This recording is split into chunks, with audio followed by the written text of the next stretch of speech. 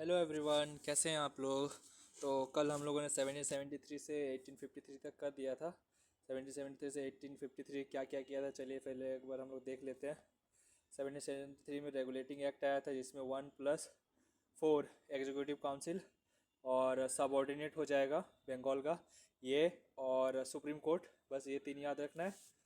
और उसके बाद 1781 आया था, इसमें थोड़ा सा रिफॉर्म किया गया था, सुप्रीम कोर्ट के जुरिडिक्शन से बाहर हो गया था कंपनी।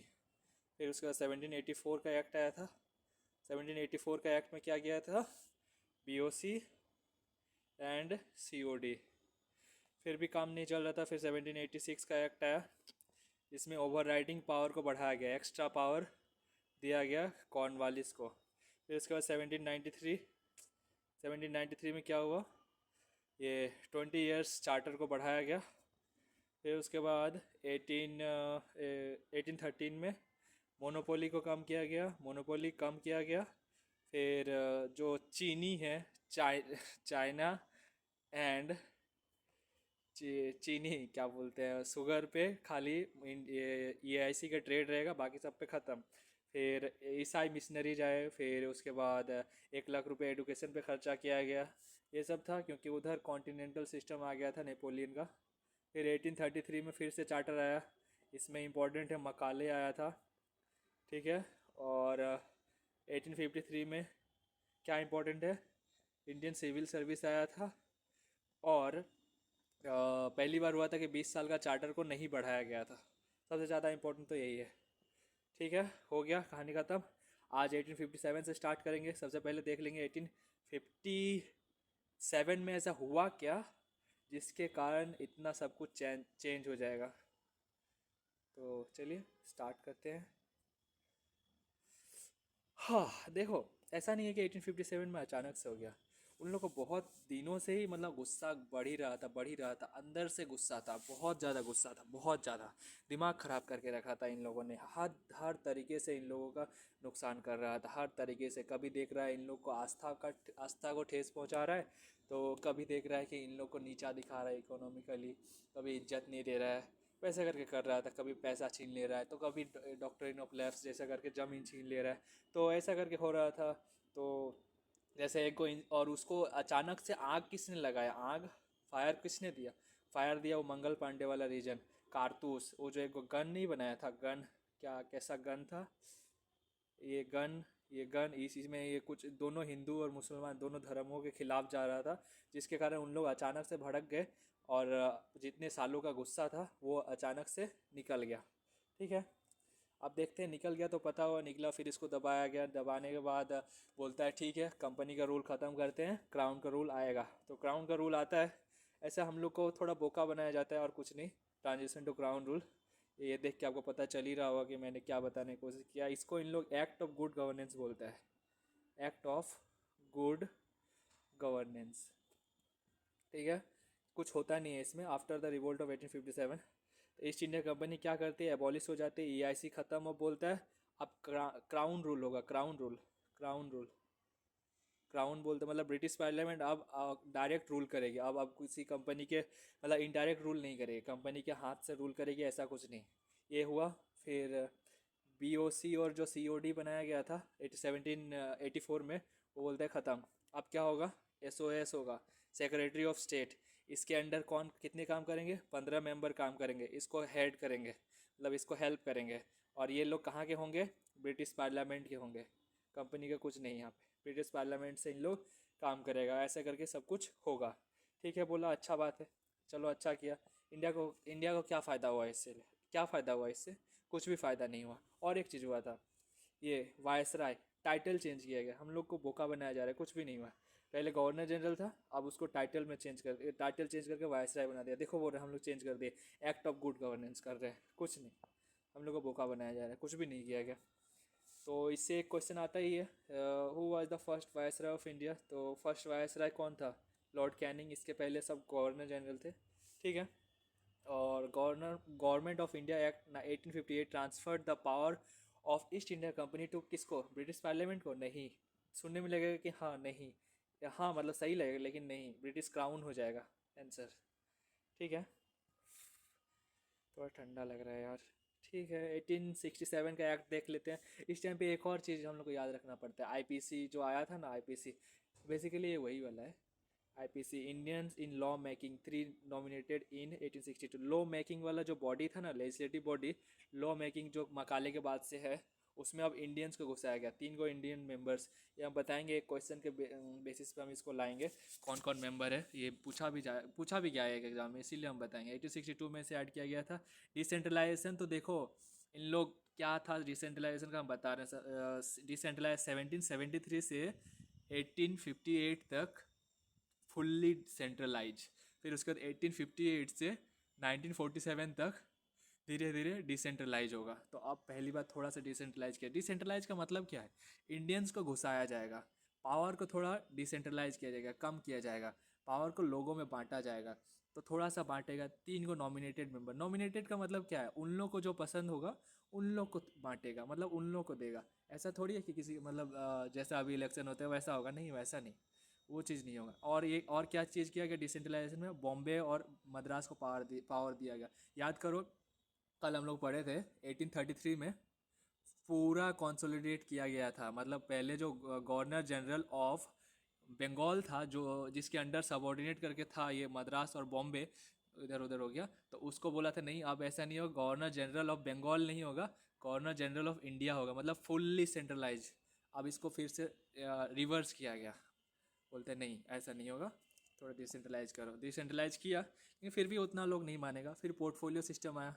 पोर्टफोलियो सिस्टम मतलब मिनिस्ट्री टाइप का। अभी के टाइम में मिनिस्ट्री हॉस्पिटल का मामला होगा तुम देखना, फिर मिलिट्री का मामला होगा तुम देखना, फिर एडुकेशन का मामला होगा तुम देखना, सबको दे दिया जाएगा। पहले क्या होता था, एक ही आदमी से साइन कराता था। एक ही आदमी साइन करेगा तो क्या होगा, लेट तो होगा, तो इसीलिए सबको बोल रहा तुम इसको देखना, तुम इसको देखना, तुम इसको देखना।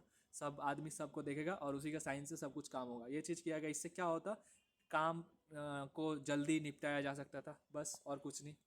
तो ये भी चीज़ें ऑर्डिनेंस पावर्स टू वायसराय।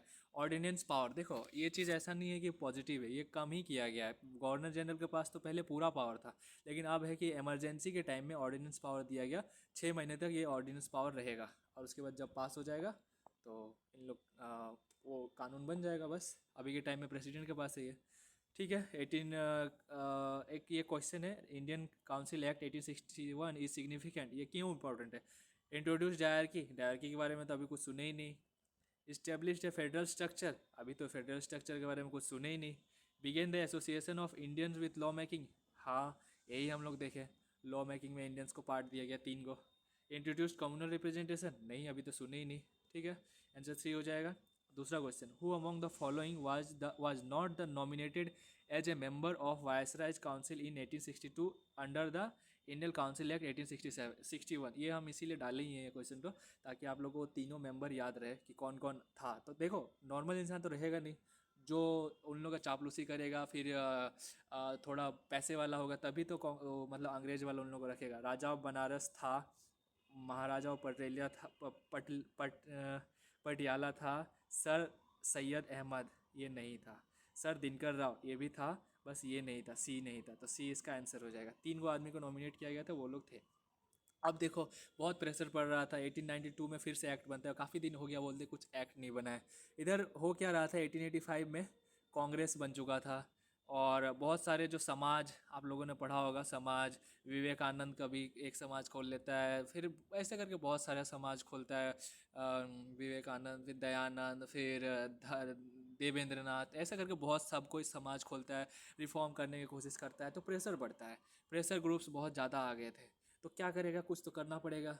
इन लोग भी लेटर लिख ही रहा है। ये कांग्रेस जो है उस टाइम पे वो लेटर लिखने का काम करती थी, सेशन करती थी और उसके बाद लेटर लिखती थी, एप्लीकेशन लिखती थी, बोलते हैं मालिक मालिक हम लोग को ये हेल्प कर दो प्लीज़ प्लीज़। उतना ज़्यादा उस टाइम पे पावर नहीं ना था, तो इसलिए हेल्प करती, वैसे करके वो लेटर लिखती थी और कुछ नहीं करती थी। बोलता था हम लोग अहिंसा से ही करेंगे, तो इसीलिए लेटर लिखते थे, तो कुछ नहीं, तो बोला ठीक है। तो 1892 में एक एक्ट आया, बहुत दिन से एक्ट नहीं लाए थे, 30 साल बाद एक एक्ट आता है। इसमें क्या करता है, नॉन ऑफिशियल्स मेंबर्स को और ज़्यादा ऐड किया जाता है, लेकिन मेजोरिटी वाला में नहीं ऐड करता है। मतलब इन लोग का ऐड करता है, लेकिन इन लोग कुछ वैल्यू नहीं है, वोटिंग पावर ऐसा नहीं रहेगा। Budget discussion and question allowed, budget discussion में पावर मिल जाता है, ये सबसे इंपॉर्टेंट है। 1892 में अगर कोई फैक्चुअल क्वेश्चन आ सकता है तो ये आ सकता है, बजट डिस्कशन कब अलाउ किया गया, 1892 में अलाउ किया गया। इनडायरेक्ट इलेक्शन कॉल्ड नॉमिनेशन, ये तो हम लोग उस टाइम पे भी देख रहे थे, 1861 में भी नॉमिनेशन वाला चीज़ हो रहा था। ये थोड़ा एक्स्ट्रा हो जाएगा। इसमें क्या होता है हम बता रहे हैं, नॉमिनेशन में मतलब क्या होता है, मान लो तुमको नीचे का कुछ मेंबर ऐड करना है, तो इन लोग क्या करेगा ना, वहाँ के जो ये होंगे, कांग्रेस बोलना सॉरी, अंग्रेज कुछ होंगे, अंग्रेज जो कुछ होगा वो क्या करेगा, उससे पूछेगा, मतलब प्रोविंशियल लेवल पे जो उन लोग का मेंबर काम कर रहा है उससे पूछेगा कि किसको लेना चाहिए, कौन काम कर सकता है, तो उस इंसान को बोलेगा, रिफ़र करेगा, मतलब एक तरीके से रेफरल है। मतलब अभी के टाइम में जैसे कोई डिस्ट्रिक्ट से किसी को उठवाना, तो डिस्ट्रिक्ट का जो मेरा पहले से जो लोग काम कर रहा है, हम उसको जाके बोलेंगे कि अच्छा बताओ, हमको यहाँ पे एक मिनिस्टर रखना है तुम्हारे वहाँ से, तो हम किसको रखें, तो वो बोलेगा आप इसको रख लीजिए, मेरा बहुत ज़्यादा वफादार है, बहुत अच्छा काम करता है, तो वो उसको रख लेगा। तो वही, ये तो नॉमिनेशन ही है एक तरीके से, इलेक्शन तो है ही नहीं, कभी कहीं किसी भी तरह से इलेक्शन नहीं, लेकिन हाँ थोड़ा सा डिसेंट्रलाइज तो हुआ, हाँ हुआ, ठीक है। और हाँ ये भी है, अभी तक भी इंडियंस नहीं है ये, वहीं का लोग है। हाँ भूल मत जाना, ये चीज़ थोड़ा कन्फ्यूजन होगा, कन्फ्यूजन हो रहा है तो छोड़ दो। Indian council act 1892 provided for, Indian council act क्या क्या प्रोवाइड किया, डायरेक्ट इलेक्शन नहीं, नॉमिनेशन से काम चल रहा है, सेपरेट इलेक्टेड नहीं, ये भी नहीं है, बजट डिस्कशन हाँ, प्रोविंशियल ऑटोनॉमी नहीं, अभी भी नहीं है, तो इसका सी आंसर हो जाएगा। ठीक है, अब 1909 का एक्ट देख लेते हैं। अभी तक बहुत कुछ हो चुका है। सबसे पहले तो बंगाल पार्टीशन हो गया था, बंगाल पार्टीशन इन लोगों को पता चल गया था, यूनिटी इन डाइवर्सिटी वाला कॉन्सेप्ट पता चल चुका था, डाइवर्सिफाई करो, डिवाइड एंड रूल वाला पता चल गया था। ये हो चुका था, मुस्लिम लीग बन चुका था, मुस्लिम लीग, फिर कांग्रेस भी स्प्लिट हो चुकी थी। क्या करना चाहिए बोलता है, इन लोग को डिवाइड एंड रूल करते हैं, तो क्या करेगा, देखना क्या करेगा। और यही चीज़ क्वेश्चन भी पूछा जाता है, सेपरेट इलेक्टेड लेके आएगा, साइज ऑफ लेजिस्लेचर बढ़ाया जाए, ये तो प्रेशर पड़ता है कि नहीं हम लोग को डालो, हम लोग को डालो, हम लोग को क्यों नहीं डाल रहे हो, हम लोग को डालो, तो इसलिए थोड़ा सा इसको बढ़ाया जाता है, लेजिस्लेचर में मेंबर्स को बढ़ाया जाता है। फिर पहले जो 1+15 नहीं था, ये SOS, और ये 15 मेंबर, वो अभी तक लगभग 60 हो चुका होता है, 60। ठीक है, फिर फिर क्या है, सेपरेट इलेक्टोरेट दे देते हैं मुस्लिम को, पहली बार सेपरेट इलेक्टोरेट का मतलब एक ही जगह रहेगा, मतलब मान लो, कैसे दिखाएंगे, ये है इंडिया, इंडिया में रह के ही मुसलमान लोग अलग वोट करेगा, हिंदू लोग अलग वोट करेगा, जगह के हिसाब से नहीं, उसी के हिसाब से अलग अलग वोट करेगा, मतलब अलग सब कुछ अलग सिस्टम रहेगा, ऐसा करके कर दिया, मतलब एक ही जगह पे रह के तुम पार्टीशन कर दिया, वैसा टाइप का सेपरेट इलेक्टोरेट दे दिया। ये इन लोग को फ़ायदा दिख रहा है ना, अंग्रेज लोग देख रहे हैं कि अरे इससे तो हम लोग को फ़ायदा हो रहा है, उन लोग आपस में लड़ के मर रहा है, ये इसको मार रहा है, ये इसको मार रहा है, ऐसे करके, तो ये ऐसे करके मार रहा है, तो इस हमको फ़ायदा हो रहा है, ये तो यहाँ से देख रहा है, ये तो ऐसे करके टुकुर टुकुर टुकुर टुकुर देख रहा है, तो फ़ायदा हो रहा है, तो बोलता है मेरे को क्या दिक्कत है, अगर हम इससे टिक जा रहे हैं तो अच्छा है। सेपरेट इलेक्टोरेट दिया। सत्येंद्र प्रसाद सिन्हा, पहली बार एग्जीक्यूटिव में पार्ट दिया गया, एग्जीक्यूटिव जो लेजिस्लेटिव और एग्जीक्यूटिव जो था ना, लेजिस्लेटिव और एग्जीक्यूटिव, इसमें पहली बार एग्जीक्यूटिव में हिस्सा लेने का मौका मिला। इससे पहले तक कभी भी इंडियन मेंबर्स को इंक्लूड किया जाता था तो लेजिस्लेटिव में इंक्लूड किया जाता था इंडियन मेंबर्स को, एग्जीक्यूटिव में कभी नहीं। एग्जीक्यूटिव वाला सबसे इंपॉर्टेंट बॉडी अभी के टाइम पे काउंसिल ऑफ मिनिस्टर्स या कैबिनेट, हाँ, तो सबसे इम्पोर्टेंट जो है उसी में इन लोग को पहली बार इंक्लूड किया गया। ये ऐसे ही नहीं मिला है, हम लोग बहुत पहले से बोल रहे थे हम लोग को एग्जीक्यूटिव में ऐड करो, बहुत पहले से बोल रहे थे एग्जीक्यूटिव में ऐड करो, एग्जीक्यूटिव में ऐड करो, नहीं कर रहा था। उन लोग लेजिस्लेटिव में कुछ ना कुछ करके बढ़ा दे रहा था, कुछ ना कुछ कर दे रहा था, 10 रुपया मांगते थे, 2 रुपया दे के खुश कर देता था, वो चीज़ होता था। तो पहली बार हम लोग को ऐड किया गया सत्येंद्र प्रसाद सिन्हा, इंपॉर्टेंट है, फैक्चुअल इन्फॉर्मेशन, CDS में काफ़ी ज़्यादा पूछा जाता है। Lord Minto, father of communal electorate भी बोला जाता है, 1909, याद रखिएगा। ये फाड़ के अलग कर दो आराम से, कोई दिक्कत नहीं है। Who was the first Indian to be appointed as the member of viceroy executive council, तो कौन, दादा भाई नौरोजी नहीं, सत्येंद्र प्रसाद सिन्हा हाँ, GK गोखले नहीं, बाल गंगाधर तिलक नहीं। ठीक है, Indian council act 1909 is also known as, इसको क्या कहते हैं, मॉन्टफोर्ड नहीं, मिंटो मॉडले, यस, माउंटबेटन नहीं, कैबिनेट मिशन नहीं।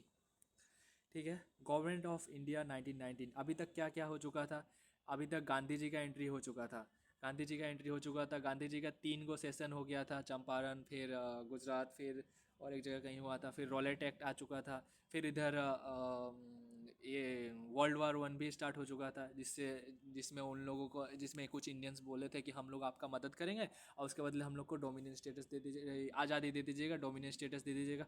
बोलता है हाँ हाँ दे देंगे, करो करो करो करो। बहुत खुश हो जाता है इंडियंस वाला, पूरा मदद करता है। लेकिन कुछ करता ही नहीं इन लोग। देखना क्या क्या करता है, इन लोग लगेगा कि अब हम लोग आज़ादी मिल जाएगा, लेकिन कुछ नहीं करता है। देखो क्या क्या क्या, जब इन लोग 1919 में एक्ट आया तो क्या बनाया इन लोग को, देखो मोंटेग्यू चेम्सफोर्ड रिफॉर्म्स भी कहते हैं। इसमें क्या किया, डायरकी दे दिया प्रोविंसेस में, हाँ सेंटर पे नहीं, प्रोविंस में।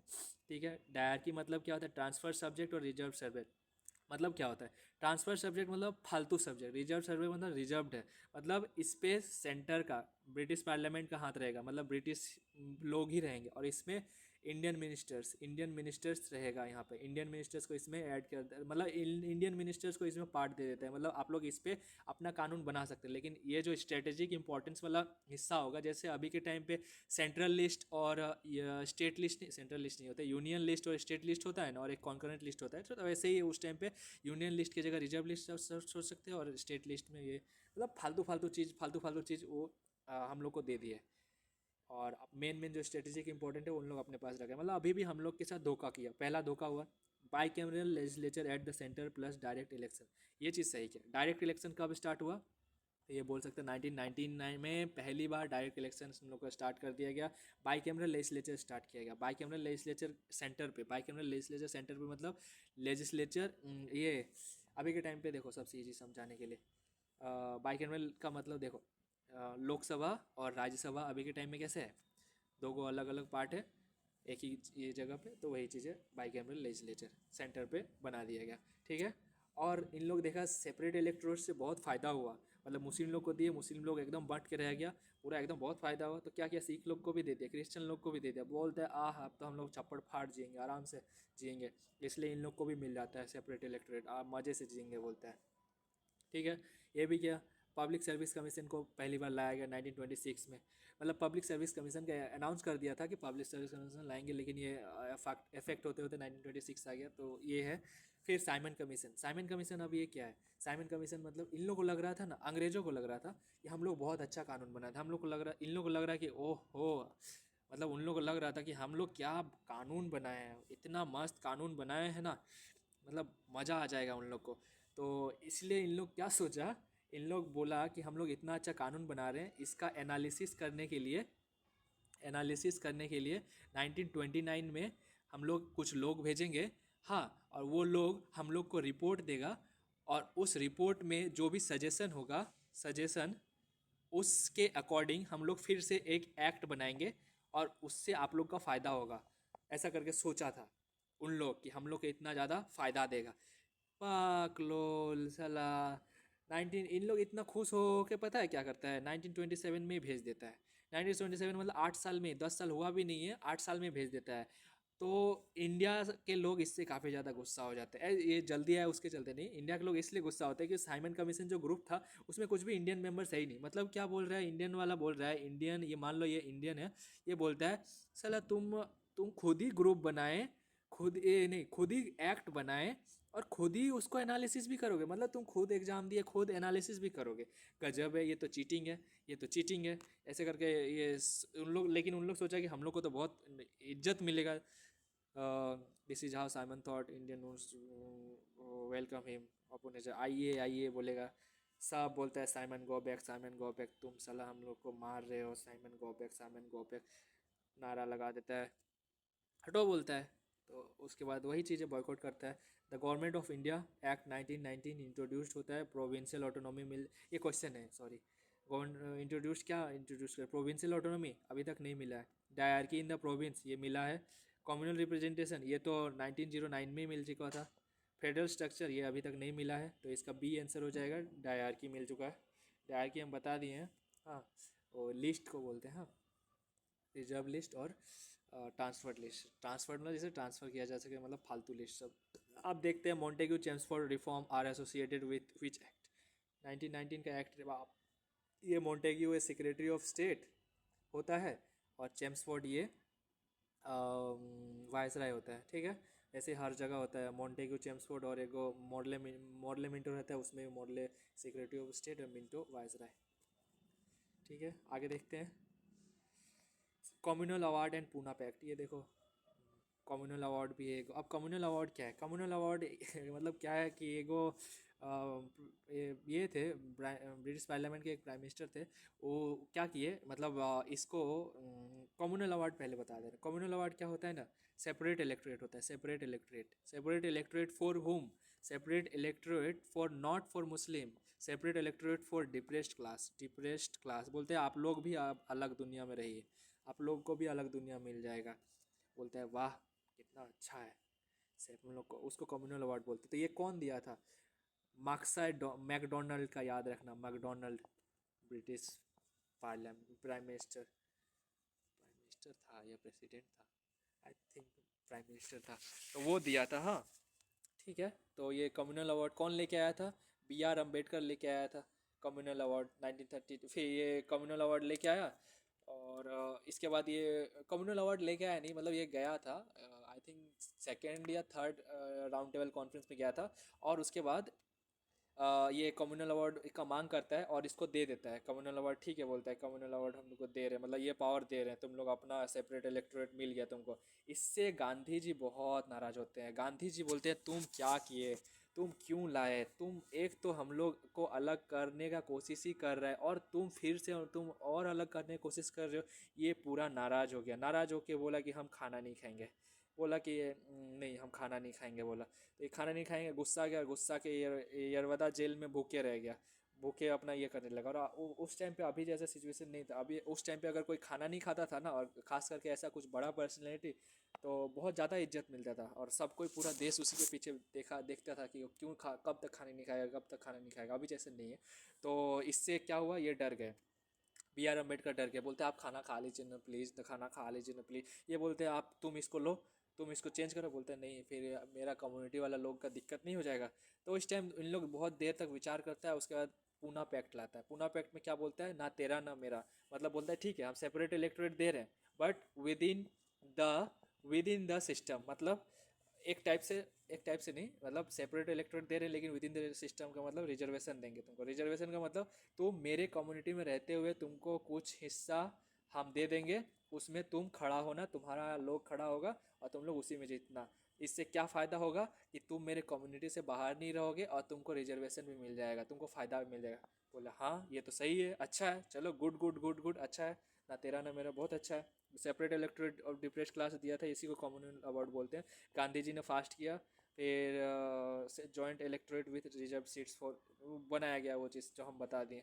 तो Poona pact 1932 was an agreement. Poona pact किसके किसके बीच में हुआ था? गांधी इरविन नहीं यार, गांधी इरविन पैक्ट होता है ये। इसका आंसर होगा गांधी एंड अम्बेडकर। ठीक है, मेरा बात को सुनिएगा, उसी से आपका आंसर बनेगा। ठीक है, ध्यान से सुनिएगा, ठीक, नहीं समझ में आएगा दोबारा देखिएगा, मज़ा लगेगा, सुनिएगा। Communal award was announced by, communal award कौन, नाम से मैकडोनल्ड ने किया था। ठीक है, फिर government of India act 1935। Government of India act 1935 क्या है, चलिए देख लेते हैं। गवर्नमेंट ऑफ इंडिया एक्ट 1935, इसमें वो साइमन कमीशन का रिपोर्ट भी रहेगा। साइमन कमीशन आता है, साइमन कमीशन बहुत ढीठ रहता है, उसको इतना लोग गो बैक का नारा देते हैं लेकिन ये जाता नहीं है। ये बहुत मतलब ढीठ ही रहता है, ये जाता नहीं है इधर से पूरा रिपोर्ट रूट लेके, चाहे इसको जितना गाली दे धमकाए, ये रिपोर्ट लेके जाता है। फिर राउंड टेबल कॉन्फ्रेंस का रिपोर्ट रहता है, उसका रिपोर्ट लेता है और बहुत सारा एनालिसिस लेके इन लोग एक नया एक्ट बनाता है जिसमें बोलता है ठीक है अब हम तुम लोग का सब सुन लिए। और बहुत सारा चीज़ में इन लोग को पार्टिसिपेट करने नहीं दिया जा रहा था, डिसेंट्रलाइज नहीं किया जा रहा था, तो बोलता है अब कर देंगे, ऑल इंडिया फेडरेशन कर देता है, ऑल इंडिया फेडरेशन। लेकिन अभी उस टाइम तक हो नहीं पाता है, 1947 में ही होता है। ऑल इंडिया फेडरेशन का मतलब प्रोविंसेस को पावर दे दिया, सारा स्टेट को पावर दे दिया, प्रोविंशियल ऑटोनॉमी मिल गया, प्रोविंशियल ऑटोनॉमी।